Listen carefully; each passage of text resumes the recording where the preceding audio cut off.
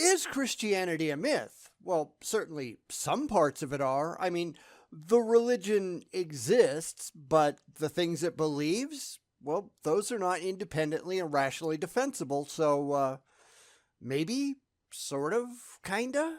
I don't know. Depends on what you mean exactly. Confused? Yeah, you ain't seen nothing yet. We're going to do another I Am Beggar video, mostly because somebody came to me with a video suggestion, and I take all of those, even though I may not eventually end up doing them all. And then I realized that I had one of his videos still in the queue, and of course, I'm just crazy. So I'm going to do this one, and then I'm going to do the suggestion sometime in the future. But these are going to be pretty painful. This is just going to show why Christianity is so damn stupid, as if we needed any more help. So without further ado, let's get to it. A lot of people will have these blocks. They'll say, I don't believe in God or Jesus or Christianity because I think it was all made up. Certain parts of it certainly were. Gods have been used throughout history to allay people's fears and to explain the unexplainable, at least at that time. But there's no indication whatsoever that they're actually real. There have been thousands of gods invented by people because the idea was useful. It just wasn't demonstrably true.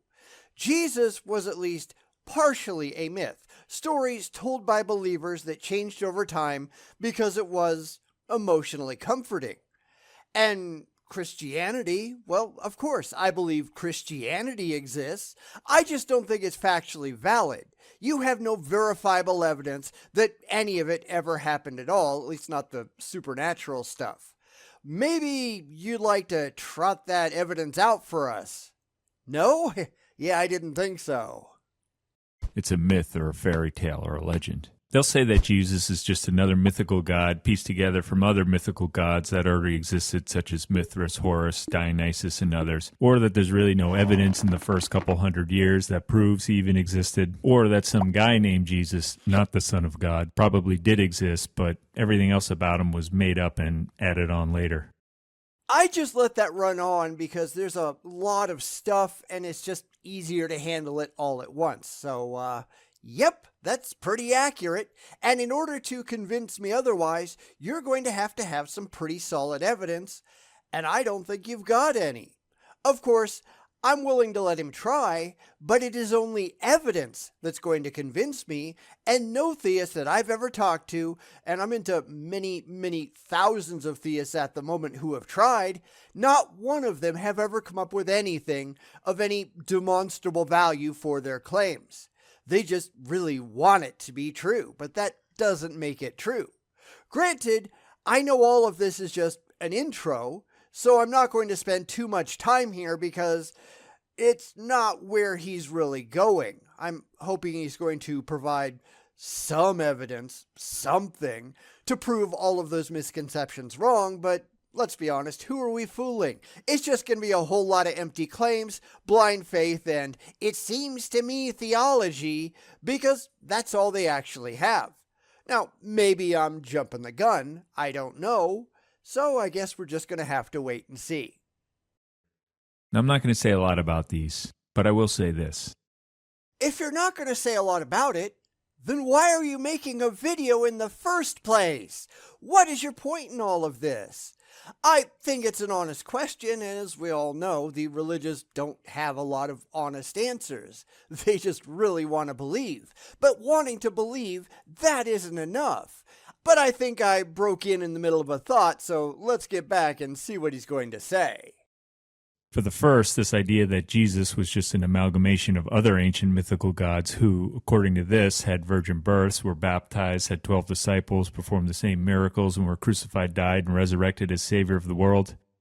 Well, none of this is true. Actually, it is. All of those elements demonstrably exist in other predating mythologies, whether he likes it or not. His only potential saving grace, and I've heard this a ton from other theists, is the claim that if it wasn't absolutely identical in all the details, then it can't have anything at all to do with Jesus. But that's just bullshit. Joseph Campbell used to say that people borrowed from the myths around them. They didn't copy, they just grabbed elements that they liked and incorporated them into their own stories about the world. If we looked at the flood myth, for instance, it has a lot to do with the Hindu flood myths, down to their version of Noah having sons, and one of those sons seeing Noah naked in their Noah version, therefore condemning that son, while he gave the vast lands to his other sons who weren't evil. It's the same story, run through a different cultural filter. Different names, different places, slightly different details, but the underlying ideas remain consistent. The idea of Jesus as the Messiah wasn't original. It had been going around the Jewish belief system forever. The Jews talked to other people from other cultures, they exchanged stories, and those stories intermingled. That's just the reality of how things work. By the time that there were messiahs on every street corner, which was the case at the time Jesus was supposedly around, they were primed to accept this conglomerated Jesus tale, part Jewish mythology, part stories that sounded good to them from the outside, and part emotional comfort. And that's where Christianity came from. It doesn't matter if you like the idea or not. That is demonstrably what happened. But hey, let's see your spiel anyway. Hopefully it's something interesting to look at.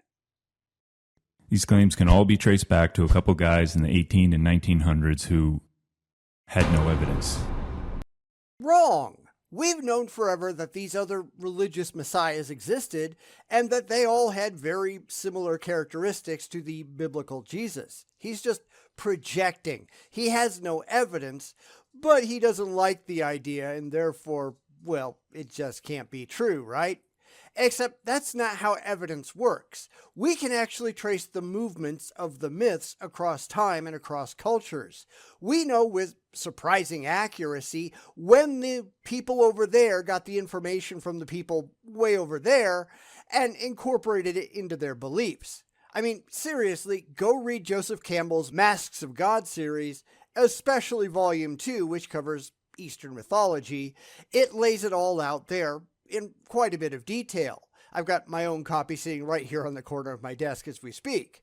We have the evidence. We have the smoking gun, and the religious just don't like it.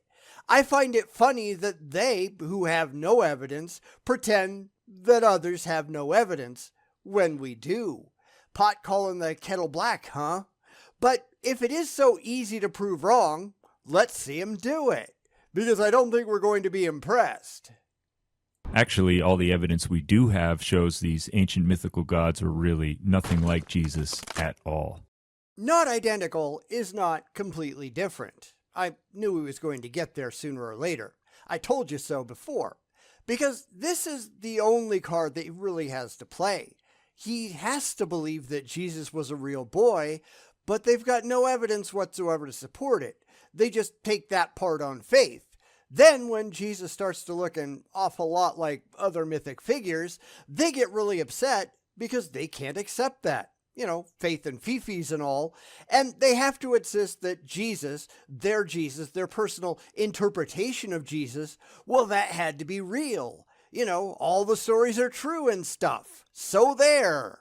But that's not impressive at all. So explain why there are all of these mythic parallels, a lot of them predating the time of this supposedly real Jesus. And they don't have any answers, they just have excuses. Big surprise there. Which is why every scholar, archaeologist, and Egyptologist dismissed these claims a long time ago. They don't, though. In fact, a lot of the biggest names in cultural anthropology are completely on board with it. This is also why the religious are so fast to just dismiss mythicists out of hand. They can't handle the idea that their imaginary friend wasn't real, so they just wave away anyone who disagrees with their preconceptions, because obviously they can't be wrong, can they? That would make them sad. But your emotional state doesn't have anything to do with the state of actual reality. Maybe you should get that through your head. Maybe you should try. So we can throw this one out, and this is the one that's all over the internet. For the second, this idea that there's no evidence within the first few centuries that proves Jesus even existed, well, there's plenty of evidence. No, there isn't. There are plenty of claims. There's a whole lot of faith, but faith and claims are not evidence. Going by his logic, with some pretty huge air quotes there, you'd have to conclude that Elvis didn't die because there were so many eyewitness sightings for years after his death that it just had to be true, right? Except that's not how reality works. You have to remember that the very first Elvis sighting after his death was on the very same day he was buried. And that's a hell of a lot better than you can say for Jesus, isn't it? That is not how any of this works. That's not how rationality works. Evidence is external to the claim. Evidence is demonstrable. Evidence is testable. Evidence isn't just words that you really want to be true. It's objective. It's something that can be studied by anyone without requiring any preconceptions or faith first. So you have no evidence. You just have claims. You just have faith. And I'm sure he's only going to talk about the Bible or stuff like that, although, as I haven't seen it yet, who the hell knows, but that's my prediction going forward. Let's find out if I'm right. Just open a Bible, New Testament. Those are all first century accounts written by a bunch of very different guys who were all alive when Jesus was alive. See? What'd I tell you? But we know that's not verifiable. Now, I think it's interesting the way he put that. Not that there were eyewitnesses, but they were alive when Jesus was alive. But that's not defensible either, is it? Especially when you get to the later books in the New Testament. But we know that the Gospels were written anonymously, that Paul, whoever the hell that was, since we have absolutely no information about Paul outside of biblical sources, we know that these people were just writing about stuff they heard, because even Paul didn't claim to have ever seen Jesus in real life. Sure, there was a person who wrote the authentic Pauline epistles, but we know nothing about them beyond what they wrote. We don't have Saul's birth certificate, metaphorically speaking. We have to trust that what he wrote was true. And that doesn't necessarily make it true, does it? It all comes down to faith, and I reject faith wholeheartedly. So, was there a guy? Yes, because he left evidence behind with his writings. Do we know anything demonstrable about that guy? No. No, we don't. And because we don't, because we have no way to verify what he or any of the other authors said, we've got an awful lot of reasons to doubt what they claimed. There's also non-Christian evidence from Jewish and Roman historians, from those who are opposed to Jesus, and from those who didn't even like him. None of those people were even alive when Jesus supposedly was. Josephus wasn't born until 37 CE. He didn't know Jesus. Jesus, any real historical Jesus, was long gone and in the ground. This gets absurd when you start talking about people who wrote in the mid to late 2nd century as they knew Jesus. No, they didn't. Tacitus was born around 55 or 56 CE. Not an eyewitness. Pliny the Younger was born in 61 CE. Not an eyewitness. Suetonius was born in 69 CE. Lucian was born in 120 CE. We really know very little about Celsus. We have a few fragments of his book, and Origen talked about him, but that's about it. According to Origen, Celsus was born in the first half of the 2nd century, so not an eyewitness. So where are these people who were alive when Jesus was supposedly around and wrote about him? Name one! But those who hold this view argue that all the evidence was either forged, altered, or made up. No, it was just stories passed on from people who believed it. That doesn't make it true. They just believed it. Just because you believe a thing, that doesn't make it so. Just because you really want a thing to be true, that doesn't mean that it is. These are stories that came through a long game of telephone, told person to person to person, and no doubt altered in the retellings. Just because you really want these stories to be true, that doesn't make them true. That requires evidence, and you have none. There's really no evidence of Alexander the Great until 400 years after he died, but he existed, right? Who cares? There's no existing writings until 400 years later, but we have shit tons of evidence that predate all of that. Thousands and thousands and thousands of coins minted with his picture on them, produced during his reign. If you look at the Babylonian royal diary, which was kept for millennia, it mentions the day that he died specifically. There are contemporary administrative documents from Bactria written in Aramaic, which records the moment of Alexander's arrival in Bactria while he was chasing the assassin of Darius III. We actually think we know where his body is. We know that after his death, he was being transported back to his home when Ptolemy stopped the caravan since he wasn't really doing a whole lot on his own, stole the body and stashed it in Alexandria as a claim to his own right of kings as the Pharaoh of Egypt.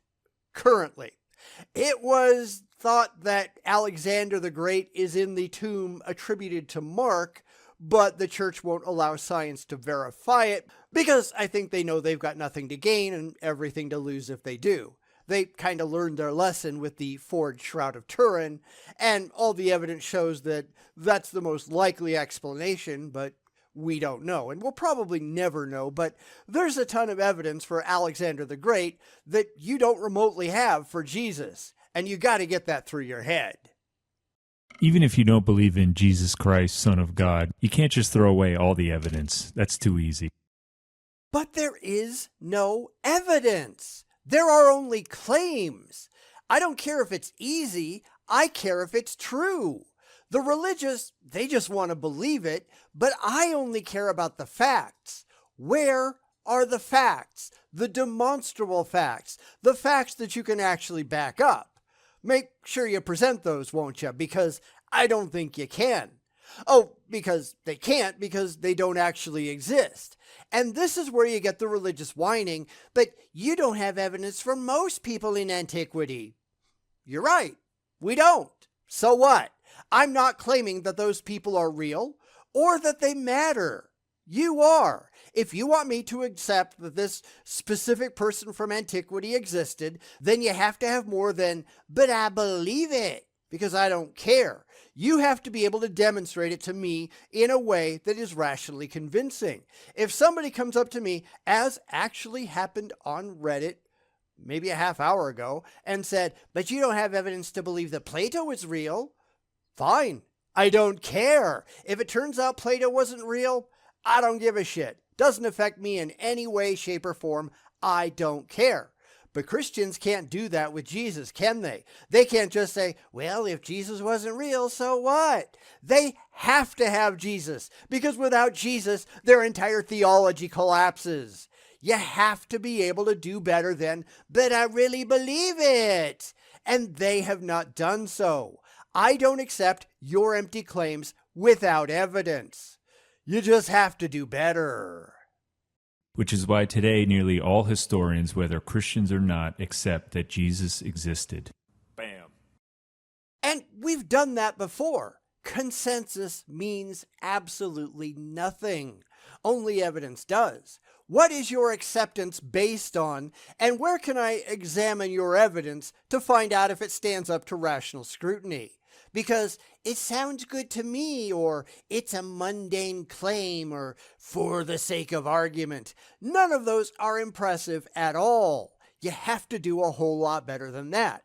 Fuck consensus. Produce the evidence. I don't care what everybody agrees on. I care what everybody can prove.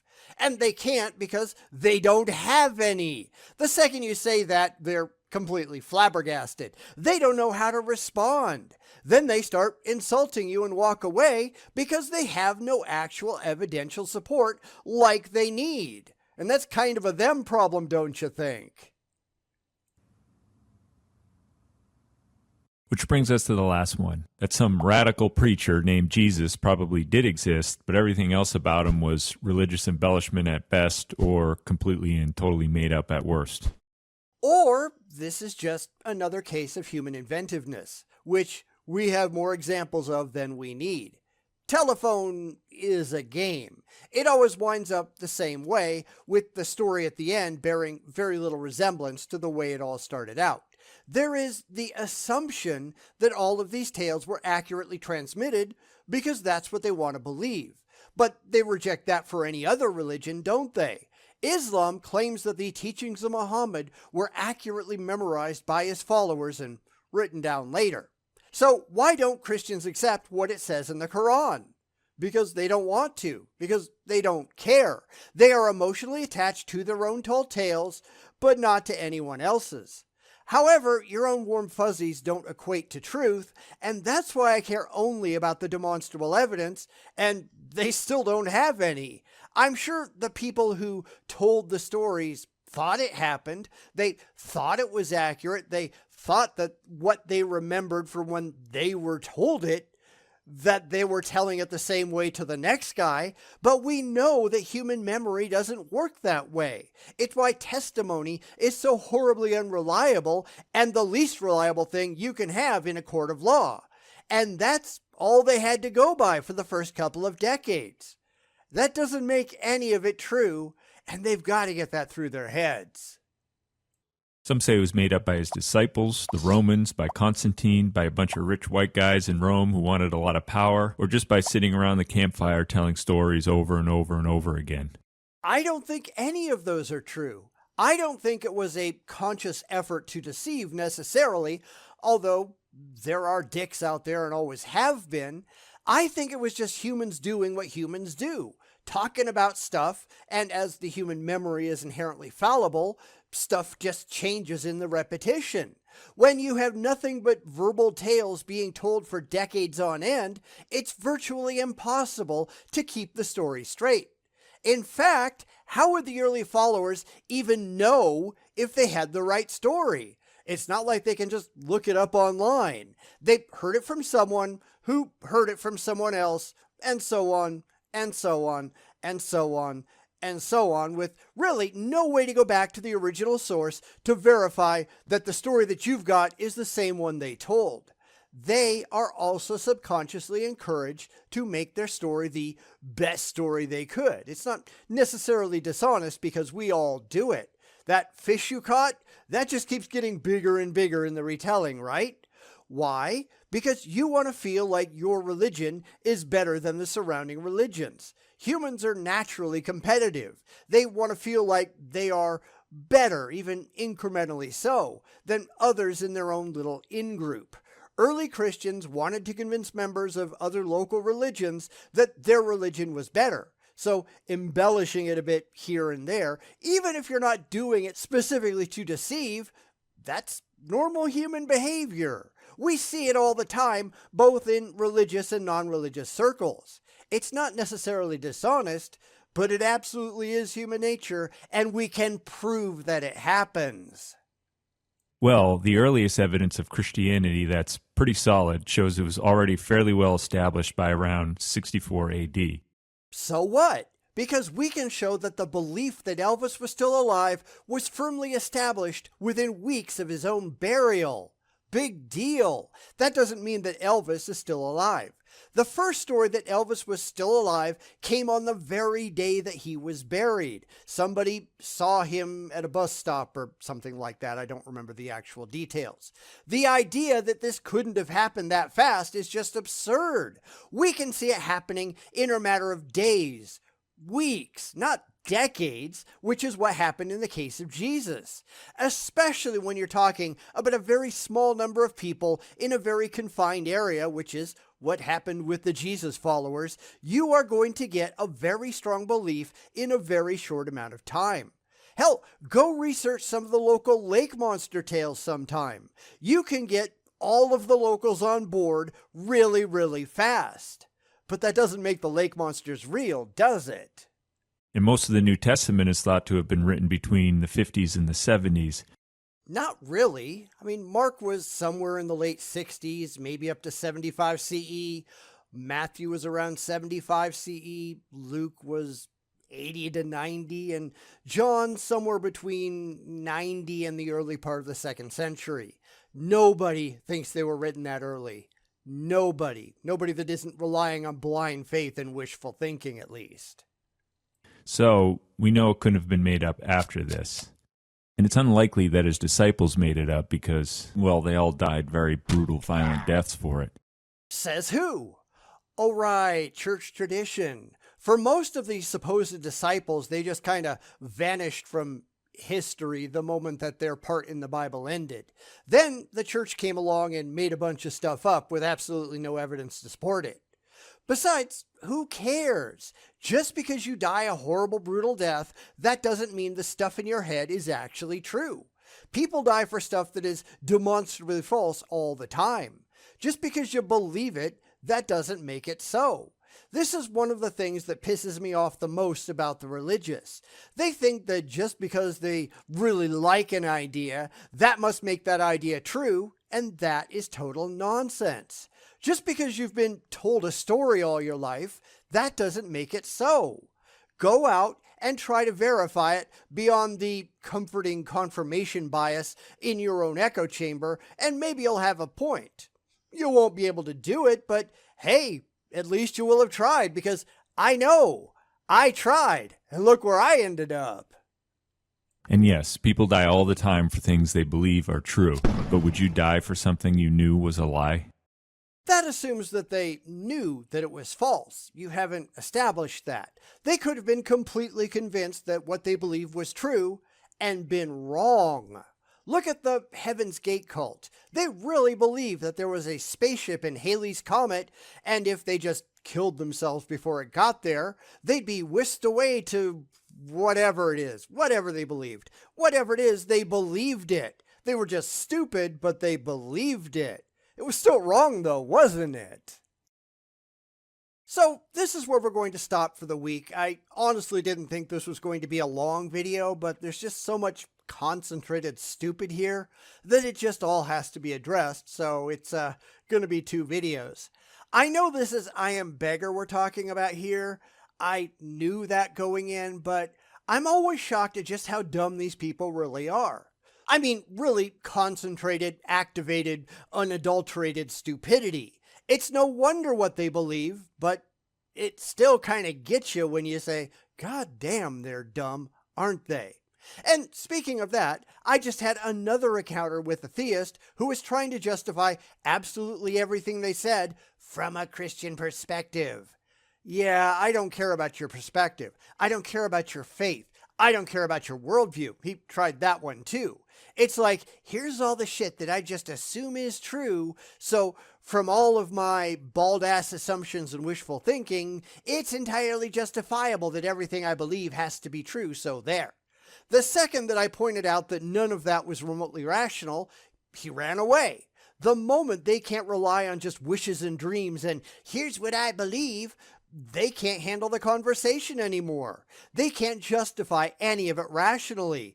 They just really want it to be true. They really want to believe.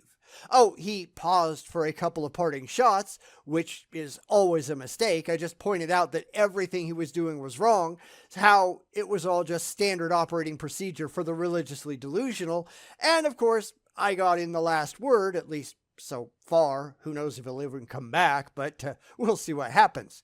I honestly could predict when these people are going to head for the hills because they all do it. The second they get outside of their echo chamber, the second they get outside of their comfort zone, they don't know what to do with themselves. I said that, which is why he ultimately ran, because he knew that he wasn't going to get anywhere with me. Nobody is going to buy, but I believe it, and nobody should.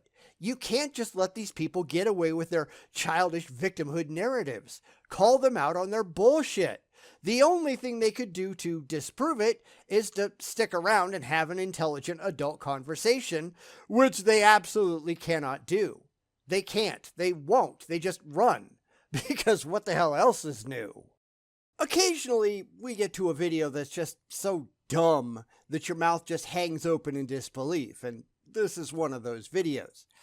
I don't even know what to say at this point, so I'm just going to leave it to you to experience it on your own. Hopefully someone has an explanation in the end, because I just can't. I just can't. We're back with I Am Beggar as he asks if religion is just another myth, fairy tale, or legend. And in my opinion, it's all three. It's people believing stupid things because it appeals to their emotional side. For most of these people, they don't have anything else, and that is tremendously sad. This one, though, by the end, you're going to be wondering how I Am Beggar can wipe his own ass. I figure he probably needs help. It's that dumb. So let's get into it. Get your extra strength aspirin now, because I think you're going to need it. So that leaves about 20 years of embellishing stories around the campfire to turn just some preacher named Jesus into the Son of God who healed thousands, fed thousands, changed the weather, rose the dead, walked on water, died and came back to life, and more or less changed the world as we know it until this very day. The last one is bunk. That wasn't Jesus. That was a church that largely did it through violence and threats. For the rest, we know that can and does happen.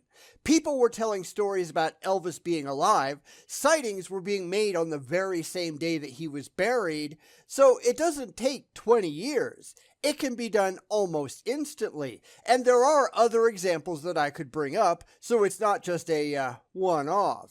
You just need people who are desperate to believe, and in the case of religion, that's very, very common. You have to remember that Christianity was largely irrelevant until the time of Constantine. It was a very small group of believers, often in hiding because the authorities, religious and otherwise, had outlawed their beliefs. Small groups of people holding to a mystery religion, telling stories to each other, and then those stories got transmitted to other groups who incorporated them into their own theology, and the game of telephone continues. Remember, his entire timeline is just nonsense. We covered that last time.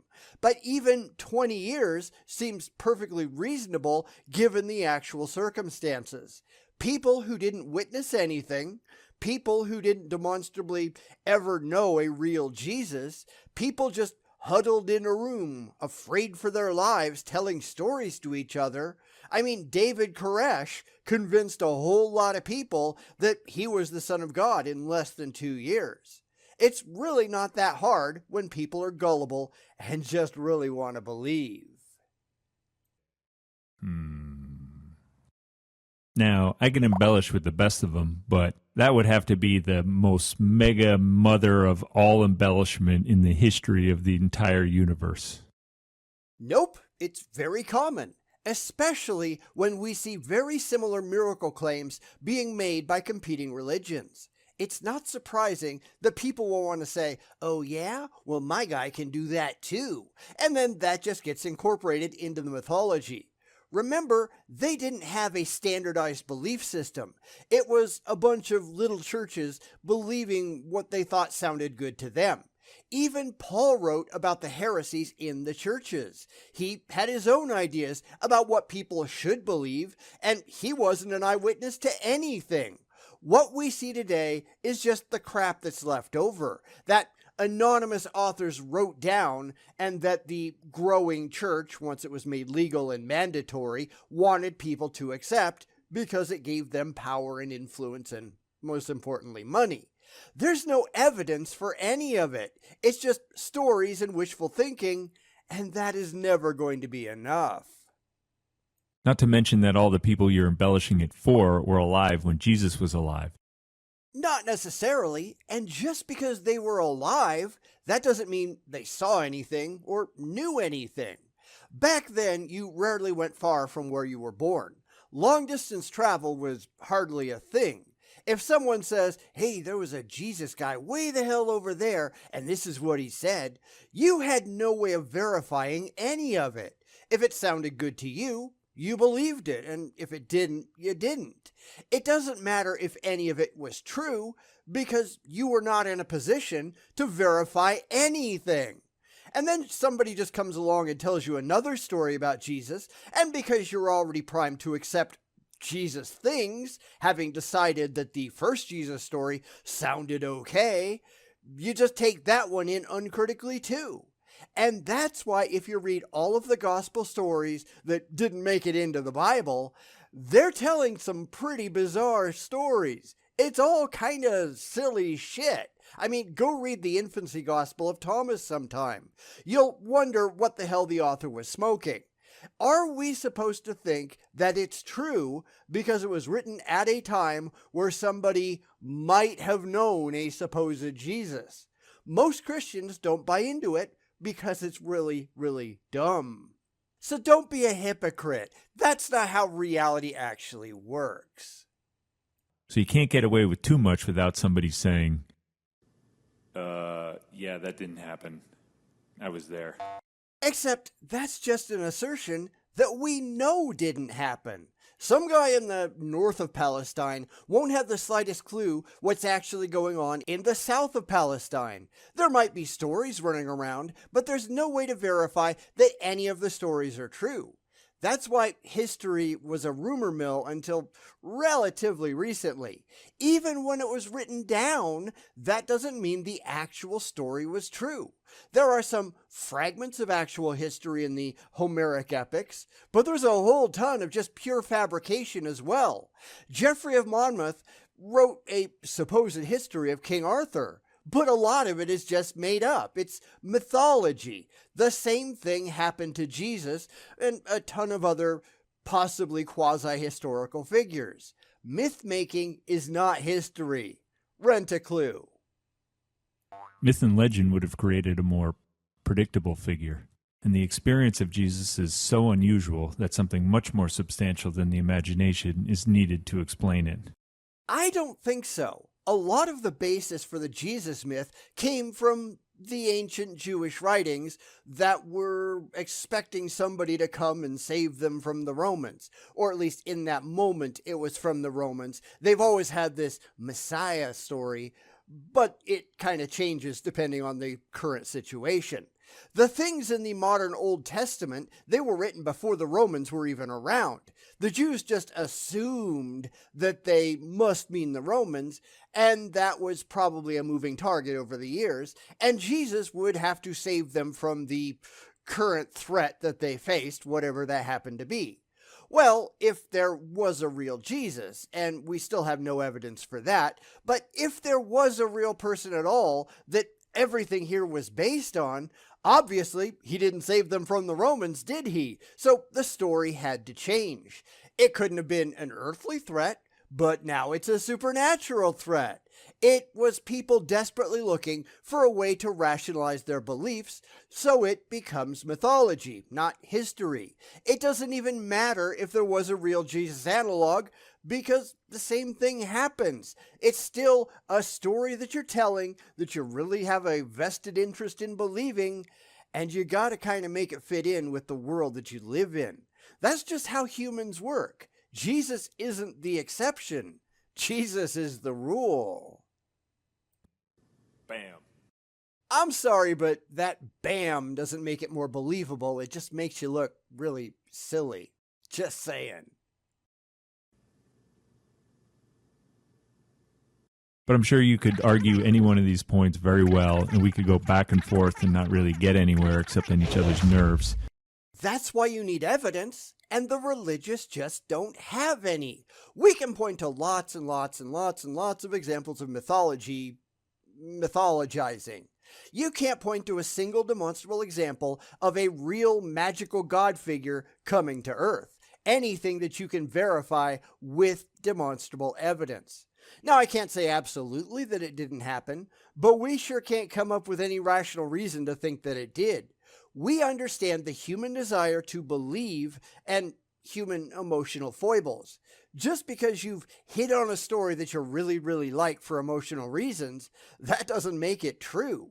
So all the pressure is on you to prove that the things that you believe actually happened. Do something to prove your claims, okay? Because I don't think you can. And we got to stop doing that. Seriously. But we're missing the point here. It really has nothing to do with any of this. So forget about all this. What it all boils down to is this. Is this man-made or is it from God?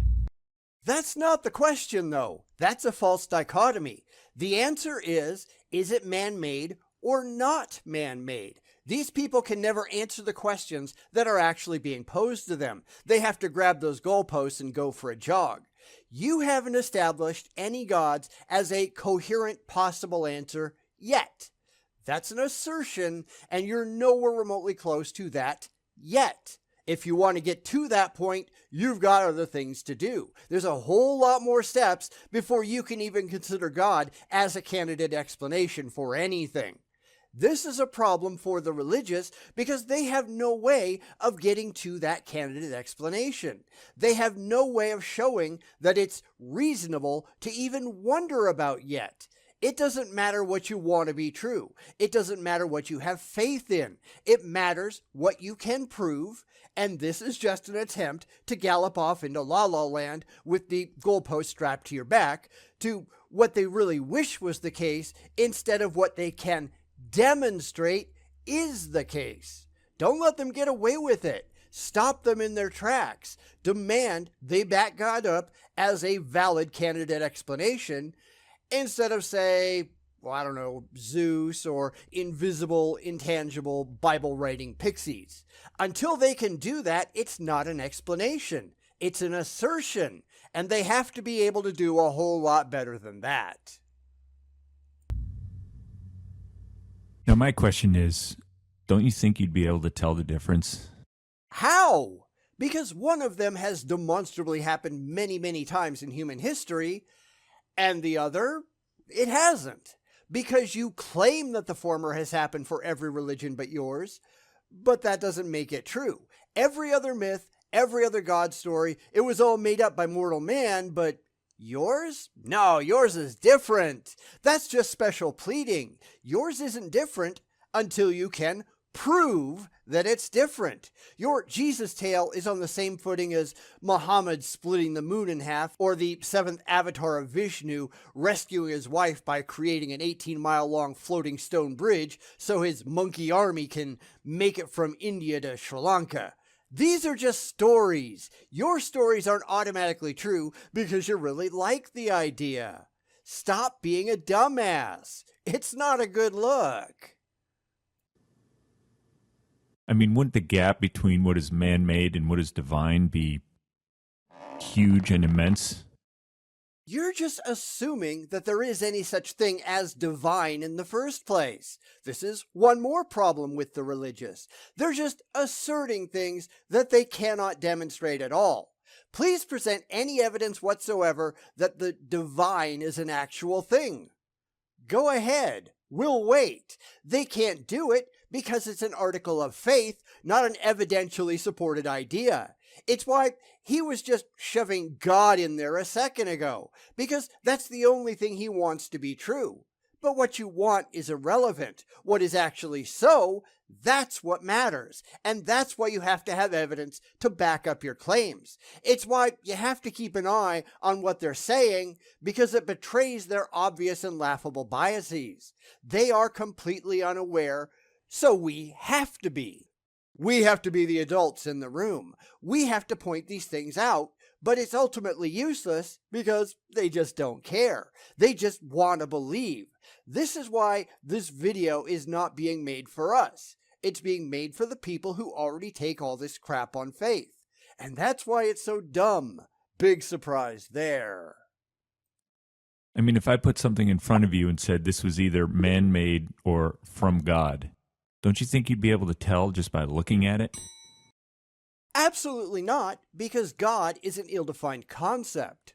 What God? What are you talking about? Demonstrate how you know any of this. You don't just get to assert things, you have to be able to demonstrate them, and the religious aren't even trying. This is just a false dichotomy regardless. If you can put a rock in front of me and asked if it was man-made or from God, my answer would be none of the above, because it's natural. Just because you really want to believe that God made nature, that doesn't make it true. You have to be able to prove it, and you just can't. I'm not interested in your bald assertions or your stupid blind faith. You don't just get to say, God done it, because you really like the idea.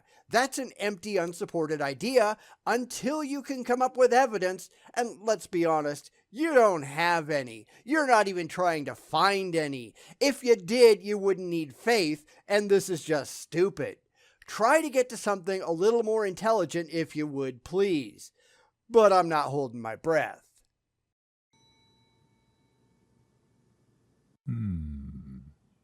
Wouldn't that be all the proof you would need? That you're an idiot? Yes, it would. Because if I was talking to a Muslim, their idea of God is different than yours. If I was talking to a Hindu, their idea of God is different than yours, and they have multiple gods most of the time.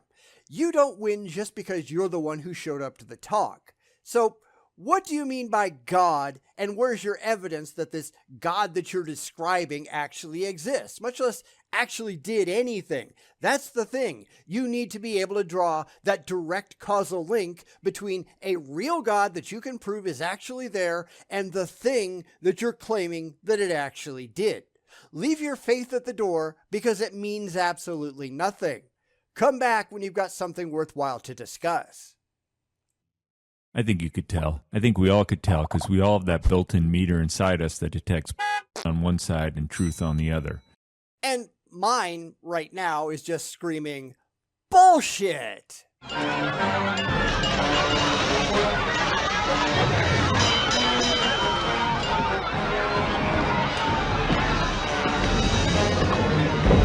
to me. Your crew is in complete control of the situation. Trust me, there's absolutely nothing to worry about. That's the problem. You've got a broken bullshit detector. That's why we're looking for evidence, and you don't have any. If you could support your claims in any way that was independently verifiable, we wouldn't say. But you can't. This is why you're just making claims and hoping everybody else is just going to play along. And I'm sorry, but we're not playing that game. Put up or shut up. And I'm honestly not thinking he's going to do either one, do you? And truth is what we're looking for here. So I challenge you, a friendly challenge in peace. Google the Sermon on the Mount, and actually read the thing. And what makes you think we haven't done that? Because we have, and the Sermon on the Mount is just ridiculous, filled with terrible advice and wishful thinking, and I know you won't agree, but that's because you're starting with preconceptions that you simply can't defend. Maybe he's going to go into some more details in a moment, I don't know, but I certainly hope so. But the Sermon on the Mount is not a good place to start with anything. Don't take any care for tomorrow. Yeah, that's just stupid. God will take care of you like he does for the birds. You do know that most birds in the wild die real fast, right? There aren't a lot of old birds out there in nature. There aren't a lot of old anything out there in nature. Life tends to be cruel and short in most instances, especially for prey species like most birds. Sorry, but I'm going to care about tomorrow. I'm going to work hard to make sure I and my family are well cared for. I'm better at it than any god is. Demonstrably so. You're just an idiot. Don't worry, it'll only take you about 3 minutes. And ask yourself, what the hell does that even mean? That is not a valid English sentence. He cannot be truth. You could ask if what he says is true, and I'd say no, but he in and of himself cannot be truth. You can't even prove that he was even real. What the hell is wrong with you? Or is asking that question just uncorking a barrel full of worms? I'm sure an evaluation of that would be 10 times the length of his original video, so I'm not going to do that. But maybe that might be interesting. I don't know. Nobody can tell you what is truth or not. You have to see it for yourself. That is not how that works. Someone can say, well, here's the truth, and here's all the evidence that demonstrates that it is, in fact, true. And of course, you can go and check it out for yourself if you want to, although you don't necessarily have to, although depending on the claim, you probably should. Someone can tell you the truth and show that it is, in fact, true, without you seeing that it is, in fact, true for yourself. You're just wrong once again, which is not exactly a surprise. That really is where this guy has so many problems, because he starts with the unsupported preconception that all of his beliefs are automatically true, and he expects everyone in his audience to just take him at his word when that is absolutely stupid. Every place that he said something, he's been wrong, and demonstrably so. This guy is a complete moron. Most of them are.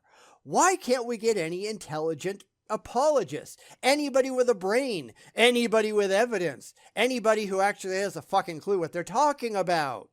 Oh, right, because they just don't exist. And if something sticks with you the rest of the day or the rest of the week, that's God.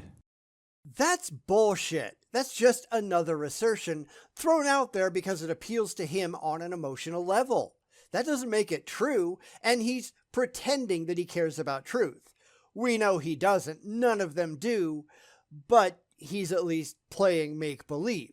In reality, truth is what you can actually defend with evidence in the real world, and he has none of that at all. Just because something sticks with you, that doesn't make it true. There's all kinds of stories and movies that I saw as a child that have stuck with me throughout my entire life, but none of it is actually true. It's all fantasy. This guy doesn't know what truth is, and that's hardly a surprise either, is it? Because God is truth. You can't make that up. You just did. And this is why the religious look so stupid, because this is the limit of their intellectual ability. Duh, it sounds good to me. What the hell is wrong with you? I mean, seriously, what in the hell is wrong with you? How stupid can you possibly be? And that's another rabbit hole that we probably don't want to go down, because there's only so many hours in the day, and I've got better things to do, and I hope you do too. After that, he just throws up some quotes, and that's worthless, so we're just going to end it here. Honestly, is it worth doing any more of I Am Beggar in the future? I mean, I'm already kind of committed to doing one more, thanks to Clayton Vino for suggesting it, but after that, I feel like my brains are just dribbling at my ears. How dumb can one person be? Let me know in the comments if you think you have an answer, because they just keep topping themselves. It's like it's a competition, the Nobel Prize for Ultimate Stupidity, and there's got to be a massive cash prize for this, given how many people are obviously competing for it. What the hell is wrong with these people? I'm really confused. These people have serious problems upstairs. I can come up with no other explanation than that. Maybe this is why the world is as screwed up as it is. Let me know your comments down below. I probably am going to go lay down, because this is just really pathetic.